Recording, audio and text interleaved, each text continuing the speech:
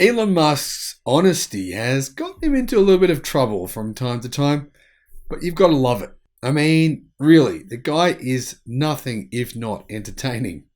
And frankly, really, who admits that they came up with the idea for the main part of a car from a kid's Matchbox toy?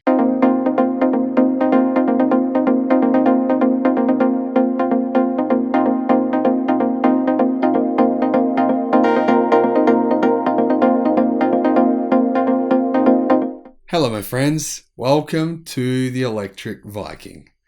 Great to see you. My name is Sam Evans and I'm coming to you from Melbourne, Australia. Welcome to all the new subscribers. Welcome back. Everyone else, wonderful to have you. Elon Musk has admitted he got the idea for the Tesla Model Y front and rear castings from kids' toys. Seriously. This guy, let's be honest, he's a genius. But he's not just a genius. He's a very, what would be the word we should use? Eccentric genius, maybe? Let me know what you think in the comment section below. Elon, at his latest appearance at the All In conference, has revealed he got the idea for the Model Y front and rear casting from the manufacturing process of toys. So maybe not the actual toy itself, but the process that they use to make the toy. Now, the interesting thing is here that since Tesla introduced this new casting, guess what's happened? They've been copied by Volvo, Polestar. I mean, we're talking Geely here, who are the owner of Volvo and Polestar. By the way, most people watching this channel are aware of this fact, but I still see this comment everywhere. People legitimately believe Volvo and Polestar are a Swedish company. My friends, I own a Volvo. It is not Swedish. China owns Volvo. Please update your information for those of you posting this nonsense all over the internet. It's embarrassing. Anyhow, other car companies as well have adopted this. BYD, for example, is going to do it. There's a number of different Chinese automakers adopting this new casting technology. And apparently, the company that makes these gigacastings for Tesla has more than 6 orders from Chinese car companies. You know, the irony here is, right, that we mock the Chinese for copying. But, you know, when there's a good idea, then maybe Legacy Auto, maybe the West, should say, you know what, yeah, maybe we should copy this. I mean, maybe it's actually not such a bad thing to copy a good innovation. Why wouldn't you if you could? Now, Tesla has currently implemented a new way of building vehicles that the world had previously really never seen before.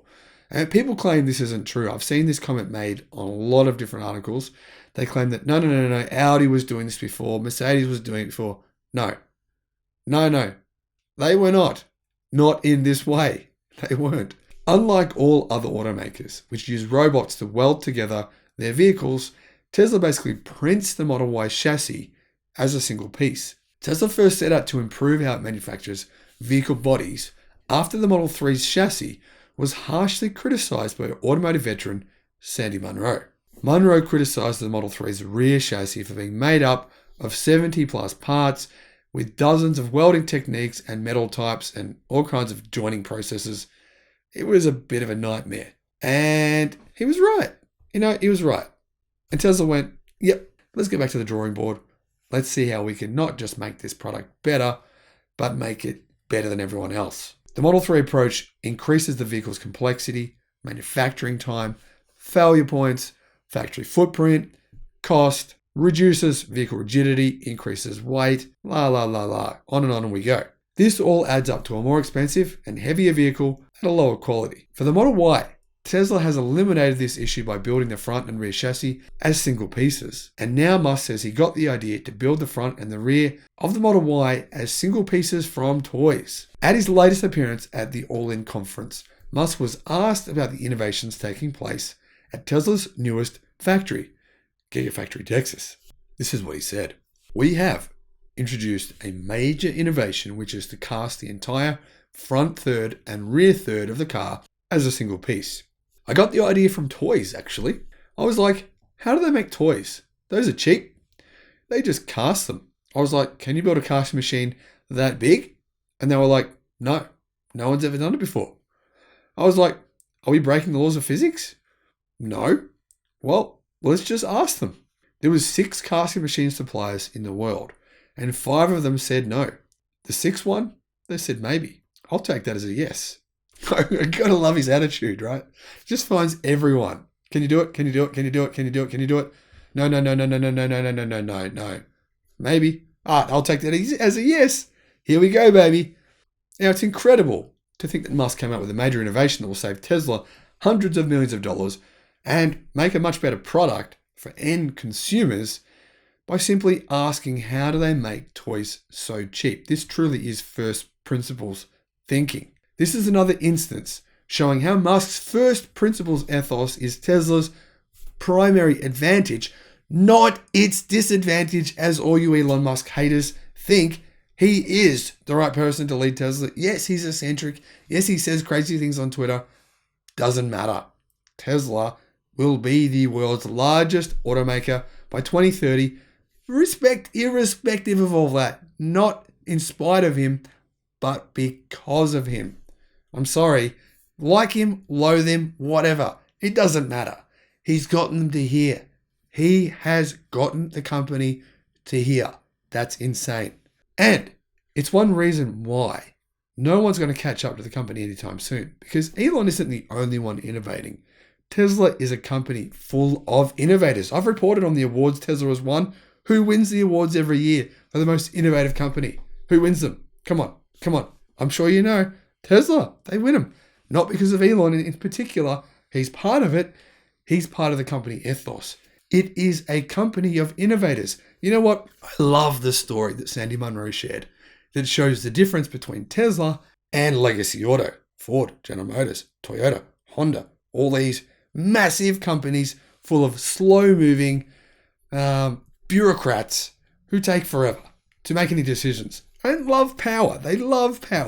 Okay, Sandy's working for unnamed auto giant. Okay, it was either Ford or General Motors. I'll just leave it at that. He's working the manufacturing line.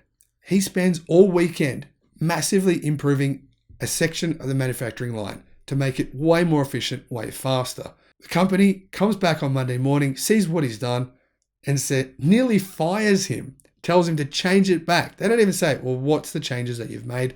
How's it going to make it better? They nearly fire the guy. They tell him to change it all back. That's the difference between Tesla and legacy auto. Now, Musk recently said that every good minute he spends thinking about how he can improve Tesla translates to $1 million. And I actually think that's an understatement. I think it could translate to a lot more than that. Now, TalkNews.com says that Musk's process isn't as simple as he puts it. Before Tesla could utilize the large giga casting machine built by its supplier, Hydra, the EV maker first had to create a new metal. Because basically this casting machine wouldn't work with traditional metals at this size.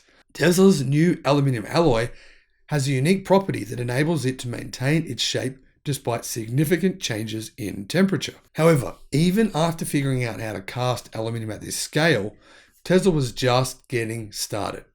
The EV maker utilized this innovation to create a structural battery pack. A structural battery pack, in conjunction with the newest 4680 cells, increases the range of Tesla vehicles by 54%. And this might sound optimistic. You might think, this is bogus. I know that number's wrong. Viking, why are you telling us this number? That's wrong. I think maybe you haven't fully done your numbers if you think that number really is wrong. Now, in order to increase the range by 54%, the changes don't necessarily have to be what you think they are, because a reduction in weight in conjunction with an increase in energy density can combine. So we're not talking about one thing or the other. We're talking about a combination of the two.